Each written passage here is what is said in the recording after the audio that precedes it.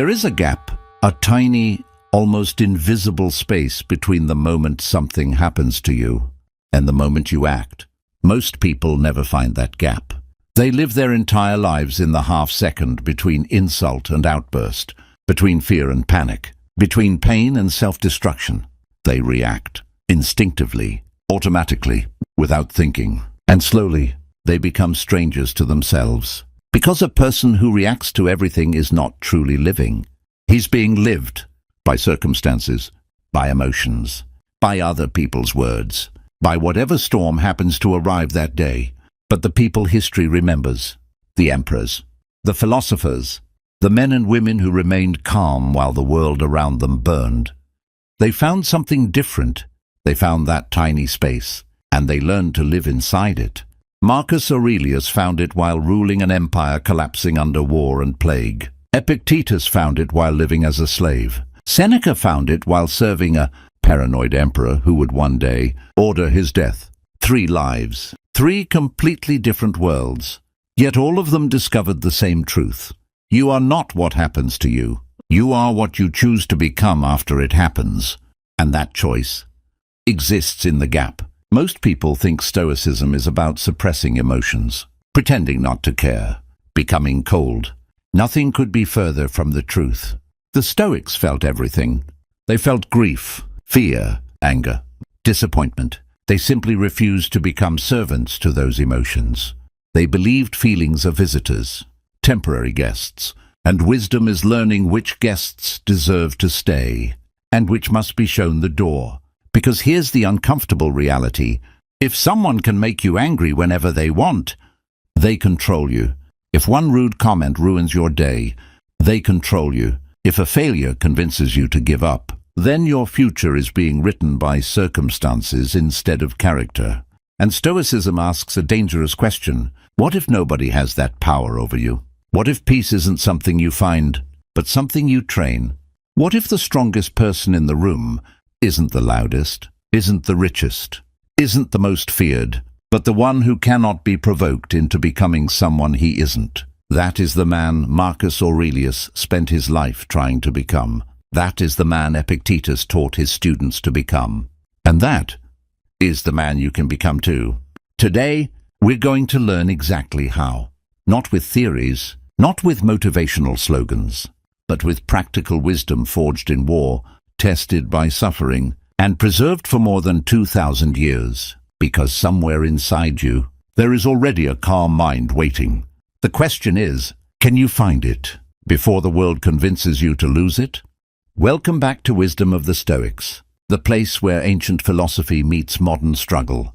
If you're new here, this channel exists for one reason: to take 2,000 years of wisdom from men who faced plague, betrayal, war, exile, and death, and hand it to you as a weapon for your everyday life.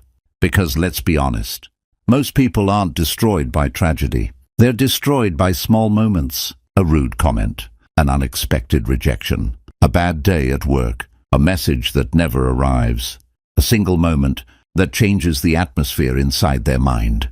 And suddenly, their peace is gone, not because the event was unbearable, but because the reaction was. Let me ask you something honestly. When was the last time someone cut you off in traffic and you felt your entire body change? Your jaw tightened, your chest heated up, your thoughts became aggressive. For a moment, you weren't choosing your actions anymore. You were being carried by emotion. Or maybe it wasn't traffic. Maybe it was a text message. 11 words. That's all it took. And suddenly, your whole evening was ruined. You replayed it again and again. What did they mean? Why did they say that? Should I answer? Should I ignore it? Hours passed, and they probably forgot the message 5 minutes after sending it. Yet you carried it like a stone in your chest. That's not weakness. That's biology. Your brain contains an ancient alarm system, a structure called the amygdala. Its job is simple: keep you alive. For hundreds of thousands of years, it protected your ancestors from predators, enemies, and danger. The problem is, it can't tell the difference between a lion chasing you and an email criticizing your work. To the primitive brain, both feel like threats. so it reacts instantly, before logic arrives, before wisdom speaks, before your rational mind even gets a vote. And this is the trap almost everyone lives inside. Something happens. You react. Someone insults you. You react. You fail. You react. Your mood becomes a puppet dancing to the rhythm of circumstances. The Stoics had a name for this. They called it slavery. Not slavery to another person, but slavery to passion, slavery to impulse, slavery to whatever emotion happens to arrive first. And here's the brutal truth. If you are always reacting, you are never actually living your own life. You are living other people's lives. Their opinions decide your mood. Their behavior decides your peace. Their anger becomes your anger. Their chaos becomes your chaos. You become a mirror, reflecting the world, instead of a force shaping your own existence. And Stoicism refuses to let that happen, because the Stoics believed that between what happens to you and what you do next, there is freedom, a small space, a hidden doorway, a place where wisdom lives. And if you learn to slow down enough to enter that space, everything changes. Not the world, not other people, you. And that, more than anything, is where real power begins. The man who understood this better than almost anyone in history was Marcus Aurelius. Picture him for a moment. The year is 170 AD. Rome is suffering. A plague has swept through the empire. Thousands are dying. Wars rage on the northern frontier. Political enemies whisper behind closed doors. And at the center of it all sits one man, the emperor, the most powerful human being alive. Marcus Aurelius could have anything he wanted. He commanded armies. He ruled millions. He possessed wealth beyond imagination. And yet, almost every night, he sat alone inside a dimly lit tent, writing reminders to himself. Not speeches, not laws, not books for publication, private notes, warnings, instructions, small pieces of wisdom meant to stop his own mind from becoming his enemy. Imagine that, the ruler of the known world, afraid not of barbarians, but of losing control of himself. One sentence, written in those lonely nights, survived 2,000 years. And perhaps no sentence captures Stoicism better. You have power over your mind, not outside events. Realize this, and you will find strength. Read that again. Not outside events, not people, not fate, not illness, not betrayal. Your mind, that's where your kingdom begins. Marcus understood something most people never do. You cannot stop pain, but you can stop pain from becoming suffering. You cannot stop anger from appearing, but you can stop anger from becoming action. You cannot stop tragedy, but tragedy does not have permission to define you unless you grant it. History tells us Marcus had every reason to become bitter. His children died. His empire was collapsing. Trusted allies betrayed him. His own son, Commodus, would eventually become one of Rome's worst emperors. And still, Marcus kept returning to the same discipline. Pause, observe, respond deliberately. Never surrender the throne of your mind to emotion. He wasn't emotionless. That's important. He grieved. He worried. He felt disappointment. Meditations is full of moments where he struggles, where he reminds himself again and again not to become angry, not to become resentful, not to become cruel, because Stoicism was never about perfection. It was practice, daily practice. The same way a soldier trains his body, Marcus trained his mind. And over years, that training created something extraordinary. Not a man who never felt emotion, but a man who could feel everything without being ruled by anything. That's the difference. Anyone can stay calm when life is easy. The Stoic remains calm when life becomes unfair. Anyone can be kind when they're respected. The Stoic remains kind when they're insulted. Anyone can act wisely when emotions are quiet. The Stoic learns to act wisely while emotions are screaming. And that's why Marcus Aurelius still matters, because his greatest victory wasn't over enemies. It wasn't over nations. It wasn't even over death. It was over himself. And once you understand that, you begin to realize the greatest battle you will ever fight is not out there. It's here, inside your own mind. But Marcus Aurelius was not the first Stoic to discover this truth. Long before an emperor ruled Rome, there was a man who possessed nothing. No palace, no army, no freedom. His name was Epictetus, and his story should make every excuse you've ever made for your reactions feel painfully small. Epictetus was born a slave, not metaphorically, not spiritually, literally owned by another human being. He had no rights, no possessions, no control over where he lived or what happened to his body. Imagine waking up every morning knowing your life belongs to someone else. Most people believe that freedom comes from circumstances. Epictetus proved the opposite. There's a famous story about him. His master, a cruel and violent man, began twisting Epictetus's leg harder and harder, trying to provoke him, trying to break him. Epictetus calmly said, "You will break it." His master laughed and kept twisting. Finally, the bone snapped, and Epictetus, without anger, without panic, simply replied, "Did I not tell you that you would break it?" Whether every detail of this story is historically accurate doesn't matter, because the lesson it teaches is undeniably true. Epictetus understood something almost impossible for ordinary people to accept. Your body is not you. Your possessions are not you. Your reputation is not you. Not even other people's opinions about you are you. The only thing that truly belongs to you is your judgment, the way you interpret what happens, the meaning you assign to your experiences. That, and only that, is yours. After gaining his freedom, Epictetus became one of the greatest teachers in history, and the lesson he repeated endlessly to his students was simple. Men are disturbed, not by things, but by the views which they take of things. Think about that. It's not the insult that destroys you. It's your interpretation of the insult. It's not rejection that crushes you.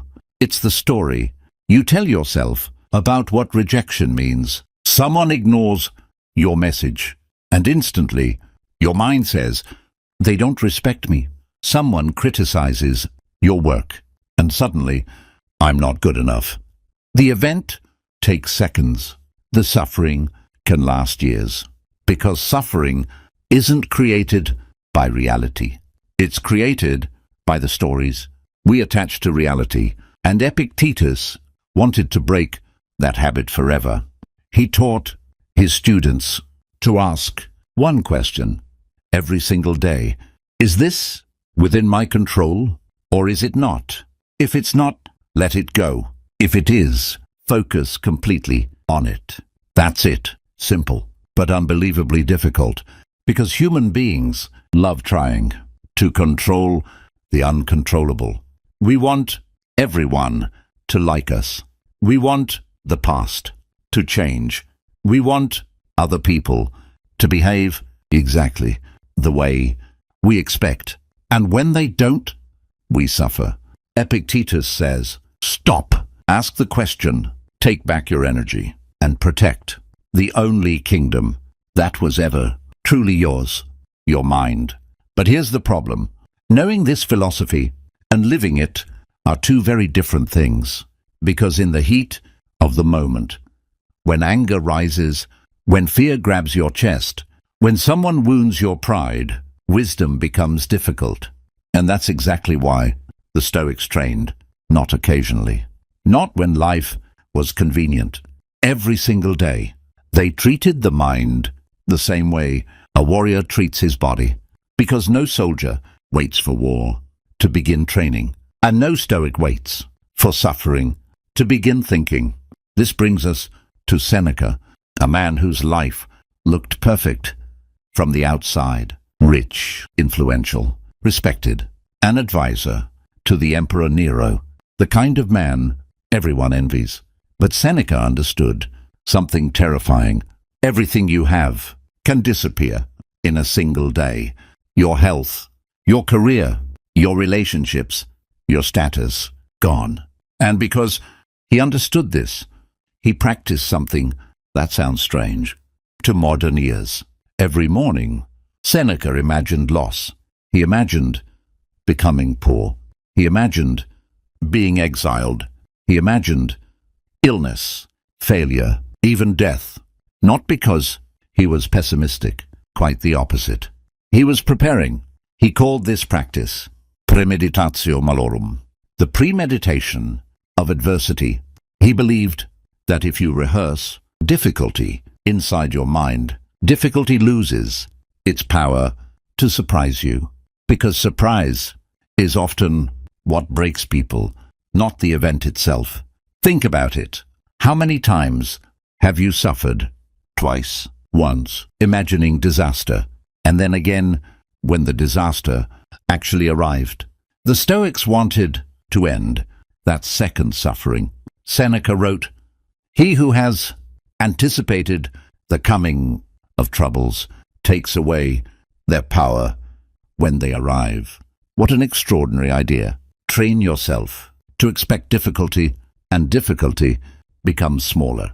Expect people to disappoint you, and their actions lose the power to shock. Expect setbacks, and setbacks become part of the journey, not proof. You should quit.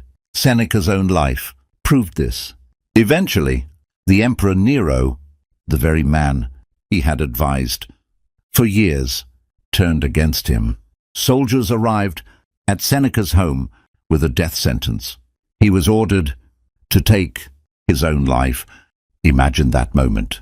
Everything you've built, everything you've achieved, coming to an end. Most people would panic, rage, beg. But historians tell us Seneca remained calm. He comforted his friends. He reassured his family, and he reminded them of the philosophy he had practiced his entire life. Because calm is not something you suddenly discover when crisis arrives. It is something you build long before. You need it day after day, thought after thought, reaction after reaction. That's what unites Marcus, Epictetus, and Seneca. 3 different lives, 3 different worlds, but one identical lesson: train the mind before the moment demands it. Because in the moment itself, there is no time left to train. And that, perhaps, is the greatest secret of Stoicism. You don't rise to the level of your emotions. You fall to the level of your training. So how do you actually train your mind to respond instead of react? Not in theory, not while watching a YouTube video, but tomorrow morning, when someone annoys you, when life doesn't go your way, when emotions arrive uninvited. The Stoics had a practical answer, and it begins with something deceptively simple. Pause. That's it. Pause. Epictetus taught his students never to trust their first impulse, because the first impulse is rarely wisdom. It's habit, it's ego, it's fear. The moment you feel anger rising, pause. The moment you want to send that angry message, pause. The moment someone insults you, pause. Create space between feeling and action. That tiny space is where freedom lives. And at first, it feels unnatural because you've spent your entire life reacting automatically. But over time, something remarkable happens. The pause grows. What was once a fraction of a second becomes 2 seconds, 5 seconds, 10, and suddenly you discover you have choices. You don't have to say the first thing that enters your mind. You don't have to win every argument. You don't have to defend yourself against every criticism. You can simply observe and choose. Marcus Aurelius practiced this constantly. Whenever anger appeared, he reminded himself, you are disturbed, not by events, but by your judgment about them. Notice the difference, not the event. Your judgment. Someone insults you, that's the event. You decide, it means you're worthless, that's the judgment. Someone rejects you, that's the event. You decide, it means you'll never be loved, that's the judgment. And here's the beautiful truth. Judgments can change. You can question them, challenge them, replace them. You can ask, is this thought true? Is it helpful? Is it within my control? If the answer is no, release it. Let it pass through you like weather. Because not every thought deserves your loyalty. Not every emotion deserves obedience. The Stoics understood that the mind is like a garden. Whatever you water grows. Water resentment, resentment grows. Water gratitude, gratitude grows. Water fear, fear becomes your identity. But water courage, patience, discipline, and wisdom. And slowly, almost invisibly, you become someone new. Not overnight, not magically, through repetition. That's why Marcus wrote daily. That's why Seneca reflected nightly. That's why Epictetus questioned every impression, because character is not built in grand moments. It's built in ordinary moments, repeated consistently. The text message you don't answer in anger, the insult you refuse to carry all day, the failure you learn from instead of being destroyed by. These moments seem small, but your destiny is hidden inside them, because every reaction strengthens the old version of yourself, and every response creates the person you are becoming. The question is, which person are you training today? Here's what nobody tells you about reacting versus responding. It's not really about anger. It's not even about emotional control. It's about who you become after thousands of tiny decisions. Every time you react, you surrender a piece of your freedom. A rude stranger controls your mood. A negative comment controls your confidence. A bad day controls your future. Little by little, you stop writing your own story, and the world writes it for you. But every time you pause, every time you breathe, observe, and choose your response, you reclaim that authorship. You become the writer again. Marcus Aurelius wasn't remembered because he never felt anger. He was remembered because anger never became his master. Epictetus wasn't remembered because his life was easy. He was remembered because he proved that even a slave could possess an unconquerable mind. Seneca wasn't remembered because he escaped death. He was remembered because he met death with dignity. Different men, different lives. One shared truth. Freedom does not begin outside you. It begins inside the moment. You refuse to let emotion make your decisions. Inside the moment, you refuse to become the worst version of yourself simply because someone else already has. That tiny gap we talked about at the beginning, that almost invisible space between what happens to you and what you do next. That gap is your freedom. It cannot be bought. It cannot be stolen. No government can take it. No enemy can destroy it. No betrayal can erase it. Unless you give it away, and most people do. Every single day, they hand over their peace for approval, their joy for validation, their identity for acceptance. The Stoics refused, and that's why their words still live. 2,000 years later because they discovered something eternal. You cannot always control your circumstances, but you can always control the spirit with which you meet them. That's where real strength lies. Not in muscles, not in money, not in status, in self-mastery, in calm, in the ability to remain yourself when the world invites you to become someone else. And maybe that's the greatest victory a human being can ever achieve. Not conquering cities, not defeating enemies, but ruling the kingdom within. A kingdom that exists inside your mind. And once you truly learn to govern it, you become dangerously free. So here's my challenge for you, starting today. The next time something tries to provoke you, don't rush to your reaction. Don't let anger speak first. Don't let fear make decisions on your behalf. Reach for the gap. Pause. Take a breath. Ask yourself, is this within my control? If the answer is no, release it. If the answer is yes, respond with wisdom. Not because it's easy, but because every single time you do this, you become a different person, a stronger person, a calmer person, a person who cannot be manipulated by circumstances. Think about how different your life would be if you mastered just this one skill. How many arguments would disappear? How much anxiety would lose its grip? How many regrets would never be created in the first place?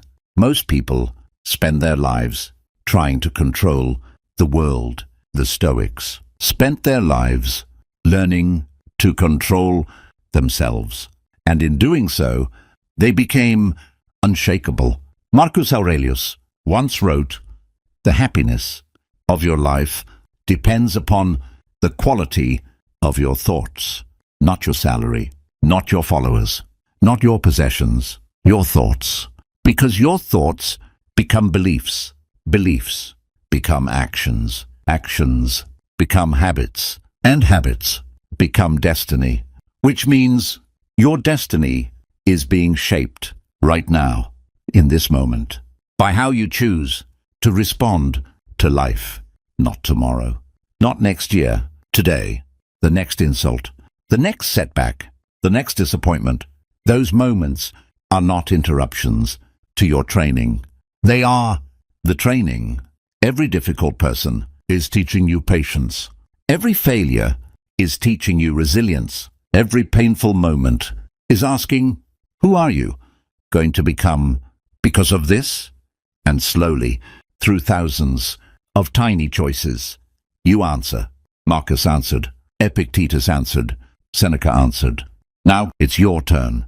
Because one day, years from now, you'll look back at the person you are today, the impulsive version, the anxious version, the version who gave emotions too much power, and you'll barely recognize him. Not because life became easier, but because you became wiser, calmer, stronger. You learned that true freedom was never found outside yourself. It was hidden inside that tiny gap between stimulus and response, waiting patiently for you to discover it. If this video gave you even one idea you'll carry into your life, that's exactly why this channel exists. Subscribe to Wisdom of the Stoics, so the next lesson finds you when you need it most. And tell me in the comments which Stoic spoke to you the most today, Marcus Aurelius, Epictetus, or Seneca? I'd genuinely love to know. Until next time, train your mind, protect your peace, master the gap, and remember, you cannot always control what happens to you, but you can always choose who you become because of it.